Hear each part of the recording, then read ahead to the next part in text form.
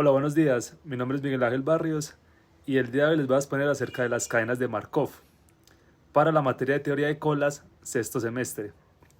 Bueno, iniciando con la base teórica, para entender las cadenas de Markov, imagina que tienes un sistema en el que puedes pasar de una situación o estado a otro, pero de una manera especial.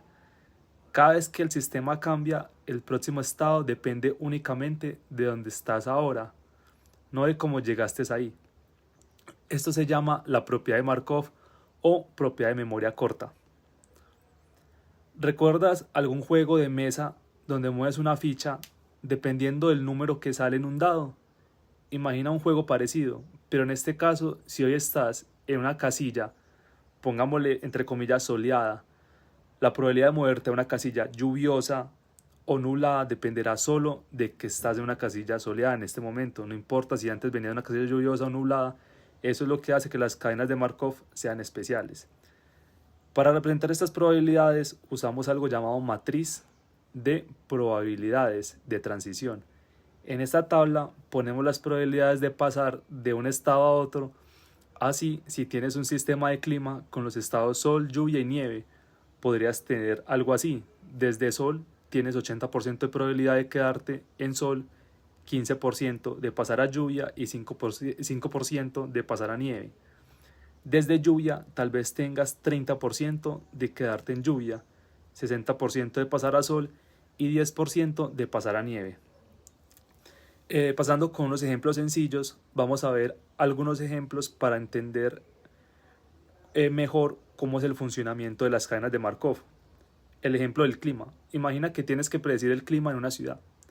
Si hoy está soleado, tienes un 70% de probabilidad de que mañana siga soleado y un 30% de que llueva.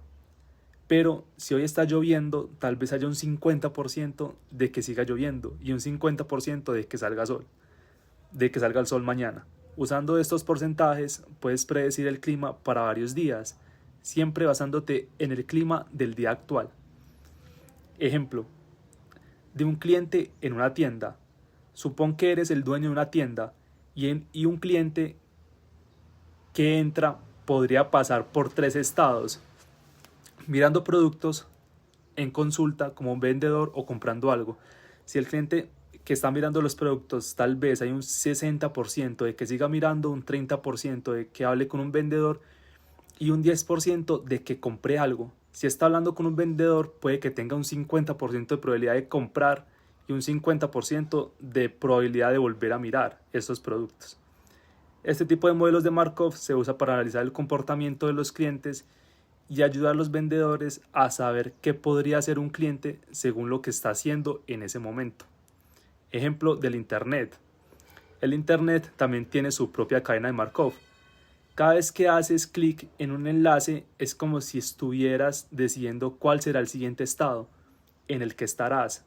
Google, por ejemplo, utiliza cadenas de Markov para ver qué páginas web son populares y cuáles deberían aparecer primero en los estados o resultados de búsqueda. Esto se basa en la probabilidad. También como el hecho de la probabilidad de continuar en otra página relacionada, este proceso ayuda a que Google determine la importancia de las páginas y fue la base de su famoso algoritmo PageRank.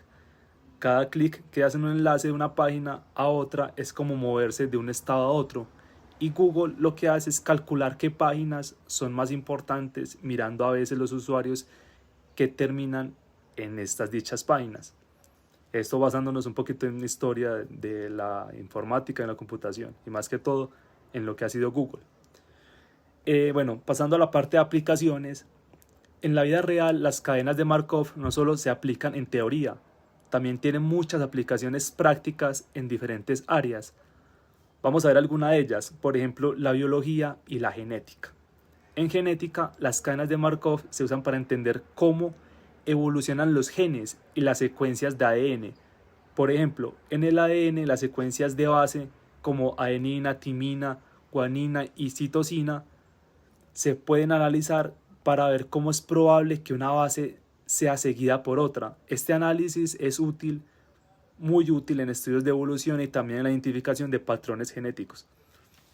Otra de las aplicaciones, economía y finanzas.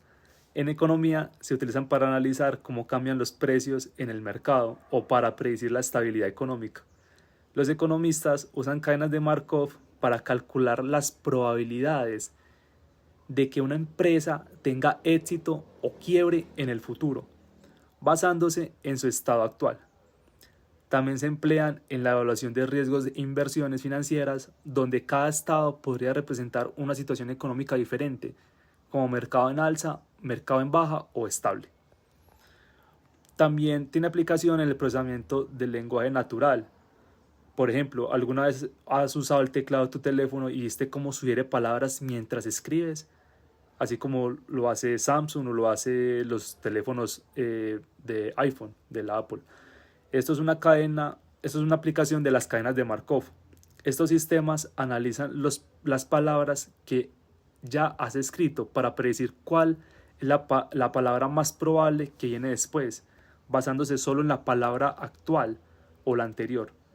Esto también es muy útil en asistentes virtuales como Siri o Alexa, que intentan predecir lo que podrías decir a continuación. También tiene aplicaciones en el reconocimiento de voz y traducción automática. En reconocimiento de voz, las cadenas de Markov ayudan a los sistemas a predecir cuál es la siguiente palabra o sonido que sigue en una frase. Los sistemas de traducción automática también pueden usar cadenas de Markov para traducir una palabra o frase según el contexto actual. Bueno, vamos a pasar y les voy a explicar cuáles son los tipos de cadenas de Markov. Existen diferentes tipos de cadenas de Markov que son útiles en distintas situaciones. Cadenas de Markov discretas, que es un tipo, que son aquellas en las que los estados están bien definidos y se mueven en pasos claros. Un ejemplo sería el clima, donde pasamos de un día soleado a otro, como los ejemplos anteriores. Otro de los tipos es los procesos de Markov continuos. En estos casos, el tiempo no se mide en pasos discretos, sino que el sistema puede cambiar en cualquier momento. Esto se usa en situaciones donde los eventos ocurren en cualquier momento, como en la bolsa de valores o en el comportamiento de ciertos animales en sus hábitats. Otro de los tipos son las cadenas de Markov absorbentes. En este tipo de cadenas, algunos estados son absorbentes, entre comillas, lo que significa que una vez que el sistema llega a ese estado no puede salir. Esto es útil en la predicción de eventos que, una vez suceden, son definitivos, como cuando una empresa quiebra o un cliente finalmente realiza una compra. Bueno, pasando con algunos ejemplos, tenemos ejemplos visuales y matemáticos. Imaginémonos una cadena de Markov simple, con 3 estados, A, B y C. Podemos dibujar esto como un diagrama donde cada estado está representado por un círculo, y las flechas indican las probabilidades de moverse de un estado a otro. Supongamos que el sistema empieza en el estado A y que hay una probabilidad del 50% de moverse a B y un 50% de quedarse en A. Desde B hay un 70% de moverse a C y un 30% de quedarse en B. Estas probabilidades ayudan a predecir a largo plazo dónde es probable que el sistema pase más tiempo. En matemáticas, esto se representa con una matriz de probabilidades, como dije anteriormente. Esta matriz se multiplica por sí misma para ver las probabilidades en varios pasos o días en el futuro.